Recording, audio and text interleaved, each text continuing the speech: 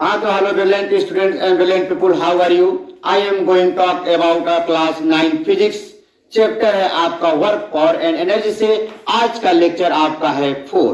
तो dear students, आज के लेक्चर 4 में हम बात करेंगे वर्क डन अगेंस्ट ग्रेविटी, यानी ग्रेविटी के अगेंस्ट वर्क डन कैसे करते हैं। तो डियर स्टूडेंट, जैसे सपोर्ट दैट आपके पास ये है क्या, अर्थ। यह आपके पास क्या है, सपोर्ट दैट अर्थ है। अर्थ के सरफेस पर कोई ऑब्जेक्ट रखा है, यहाँ पे देखिए अर्थ के सब्जेक्ट पर कोई ऑब्जेक्ट रखा है। अब इस ऑब्जेक्ट को जब अर्थ सरफेस से क्या करेंगे, एबव ले जाएंगे, अर्थ सरफेस से इसको उठाकर ऊपर ले जाएंगे। यानी इस ऑब्जेक्ट को ऊपर की तरफ अगर आपने लिफ्ट किया या उठाया तो ये ऑब्जेक्ट सपोर्ट दैट कहाँ चला जाएगा, यहाँ चला जाएगा। तो ये ऑब्जेक्ट कैसे जाएगा, इस ऑब्जेक्ट पर आपको फोर्स लगाना पड़ेगा। इस ऑब्जेक्ट पर आपको क्या लगाना पड़ेगा, फोर्स लगाना पड़ेगा dear student.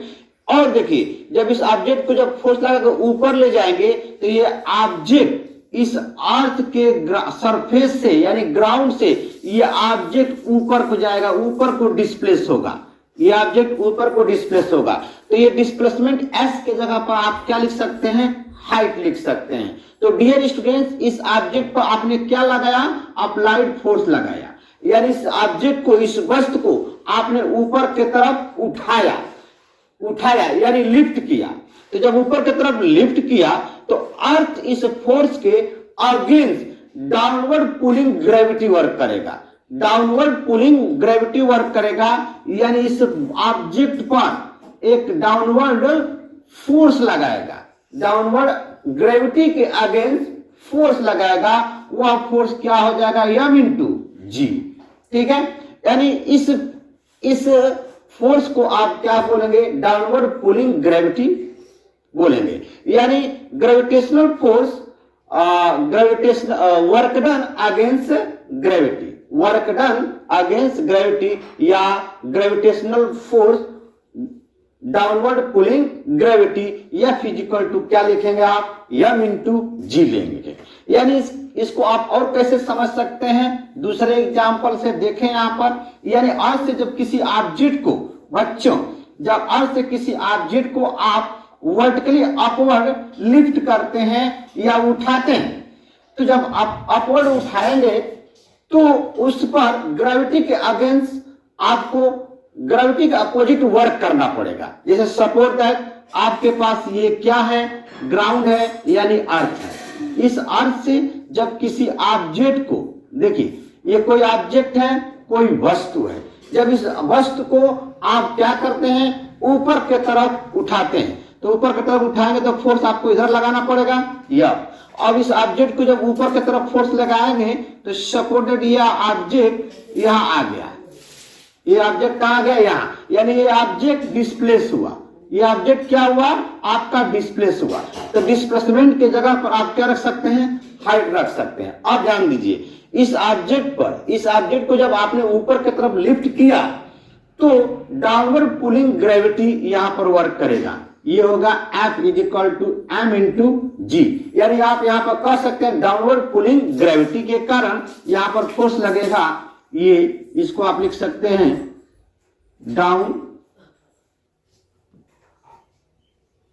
Downward pulling gravity, downward pulling gravity. ठीक है, डाउनवर्ड पुलिंग ग्रेविटी के अगेंस्ट आपको क्या करना पड़ रहा है, फोर्स लगाना पड़ रहा है। तो आप यहां पर लिख सकते हैं डियर स्टूडेंट्स कि the amount of work done is equal to, लिख सकते हैं the amount of work done vertical distance through which the body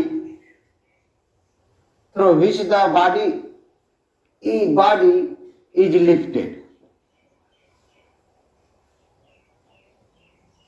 ठीक है, यानी अब ध्यान से समझें, यहां पर क्या है कि the amount of work done is equal to the product of weight of the body and the vertical distance through which the body is lifted. यानी वर्टिकल डिस्टेंस इसको बोला जा रहा है, जो ऑब्जेक्ट ऊपर की तरफ डिस्प्लेस हो रहा है। तो देयरफॉर क्या लिख सकते हैं, देयरफॉर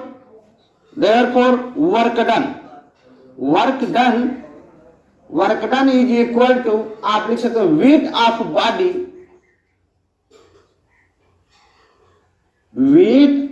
बॉडी इनटू क्या ले सकते हैं, वर्टिकल डिस्टेंस, जिसको हमने यस माना है, यस इज इक्वल टू क्या लिया है, हाइट, इनटू लिख सकते हैं आप डिस्टेंस, वर्टिकल डिस्टेंस, ठीक है। Work done is equal to weight of body into vertical distance लिख सकते हैं। अब वेट क्या है, वेट की जगह पर क्या लिखेंगे, f is equal to m into g, और वर्टिकल डिस्टेंस क्या है, एच। वर्क डन को किससे रिप्रेजेंट करते हैं, डब्ल्यू से।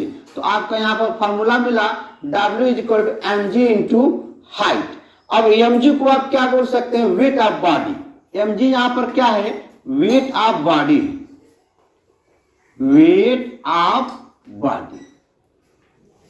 एम जी क्या है, वेट ऑफ बॉडी है। स्मॉल एच को आप क्या बोल सकते हैं, स्मॉल एच को height through which the body is lifted, height through which the body, क्या किया जा रहा है, बॉडी को लिफ्ट किया जा रहा है, इज लिफ्टेड। तो ये रहा आपका वर्डन के अगेंस्ट वर्डन अगेंस्ट ग्रेविटी, यानी ग्रेविटी के अगेंस्ट वर्डन का ये क्या रहा formula, W is equal to M G into H. तो जल्दी से इसको आप नोट कर लें, वीडियो को पॉज करके या स्क्रीनशॉट ले लें। तो वर्डन अगेंस्ट ग्रेविटी के अकॉर्डिंग हम आपको न्यूमेरिकल कराते हैं। नोट हो गया। हाँ तो डियर स्टूडेंट्स, ग्रेविटी के अगेंस्ट वर्डन पे आपके यहाँ पे दो क्वेश्चन है एग्जाम्पल के तौर पे। यहाँ पर देखें, ये क्वेश्चन एनसीईआरटी में पूछ चुका है। क्वेश्चन में क्या कह रहा है, कह रहा है कि अ पोर्टर लिफ्ट्स और luggage of 15 kg from the ground से पोर्टर जो है लगेज को, किसी वस्तु को उठा रहा है। वह वस्तु कितने केजी का है, तो आपका 15 kg का है। फ्रॉम द ग्राउंड से उठा रहा है and puts it on his head, उठाकर अपने हेड पर रख रहा है, ठीक है, जो 1.5 meter above the ground, 1.5 meter above the ground, यानी ग्राउंड से 1.5 मीटर पर अपने हेड पर रख रहा है। तो कह रहा है क्वेश्चन में, calculate the work done by him on the luggage को उठाकर अपने हेड पर रख रहा है, उतने समय में मतलब कितना वर्क कर रहा है पोर्टर। तो ध्यान दीजिए यहाँ पे क्या क्या दिया है, mass of the luggage, mass of the luggage M is equal to आपका कितना दे दिया है, 15 kg mass of the luggage, यानी जो लगेज का वेट मास है वह कितना केजी का है, 15 kg का। Weight height to which lifted, कितना हाइट लिफ्ट कर रहा है, इसको हम किससे रिप्रेजेंट करेंगे, एच से।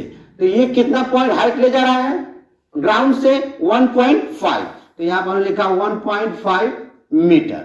अब देखिए यहाँ पर क्वेश्चन में दे दिया है जी इक्वल टू 10 मीटर पर सेकेंड का स्क्वायर, तो यहाँ पर आप जी की वैल्यू रख देंगे 10 मीटर पर सेकेंड का स्क्वायर। फाइंड क्या करना है, कैलकुलेट द वर्क डन, यानी वर्क डन आपको क्या करना है, फाइंड करना है। तो फॉर्मूला लिखेंगे work done is equal to F into H, H के जगह पर क्या लेंगे एच, एफ के जगह पर क्या रखेंगे एम इंटू जी इंटू एच रखेंगे, ठीक है। चलिए यहाँ पर कैपिटल एम लिया है तो कैपिटल एम लिख देते हैं। अब यहाँ पर देखें कैपिटल एम तो मास दे दिया है कितना आपको 15 kg, और जी कितना दे दिया है आपका 10, हाइट कितना दे दिया 1.5। तो आप यहाँ पर देख सकते हैं इस जीरो से ये 1 पॉइंट कैंसिल हो जाएगा, तो आपको मिल जाएगा 15 इंटू 50। अब 15 इंटू 15 को मल्टीप्लाई करेंगे तो आएगा 225, और वर्डन की यूनिट क्या होती है, तो जूल होती है। तो इस तरह से क्वेश्चन आप वर्डन के ग्रेविटी के अगेंस्ट वर्डन आप क्या कर सकते हैं, निकाल सकते हैं। एक क्वेश्चन और देखें, उसके बाद हम मिलेंगे नेक्स्ट लेक्चर में, ठीक है। नेक्स्ट लेक्चर में हम लोग बात करेंगे पावर की, एनर्जी की और पावर की। तो यहाँ पे देखिए, calculate the work done in a lifting, calculate the work done in lifting 2000 kg। कितना लिफ्ट कर रहा है ऑब्जेक्ट को? 2000 kg ऑब्जेक्ट है, कोई 2000 kg का उस ऑब्जेक्ट का क्या है? मास है।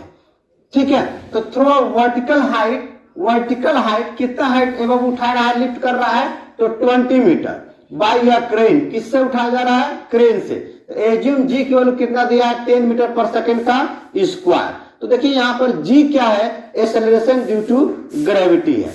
तो according to question acceleration due to gravity, इस बार जी की वैल्यू दे दिया है 10 मीटर पर सेकेंड का स्क्वायर।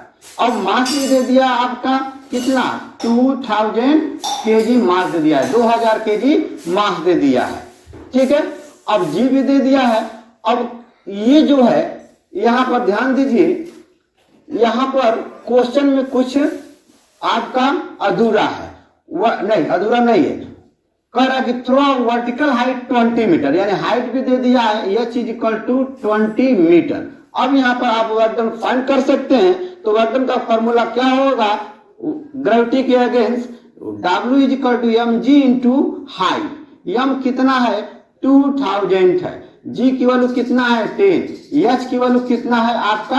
20। अब यहां से काउंट करें, 3 यहाँ पर 0, एक यहाँ और एक यहाँ, तो 3 1 4 1 5, 5 हटा लें तो 2 इंटू 1 इंटू 2, 5 को लिख दें 10 का पावर क्या लिख सकते हैं? 5, 2 1 जा 2 और 2 2 जा 4, तो ये आपको मिलेगा 4 इंटू 10 का पावर 5 जूल वर्क करना पड़ेगा। ठीक है, क्रेन द्वारा। आई बात समझ में? तो मिलते हैं नेक्स्ट लेक्चर में इसी के साथ। आपको इट्स ओके, बाय, थैंक्स।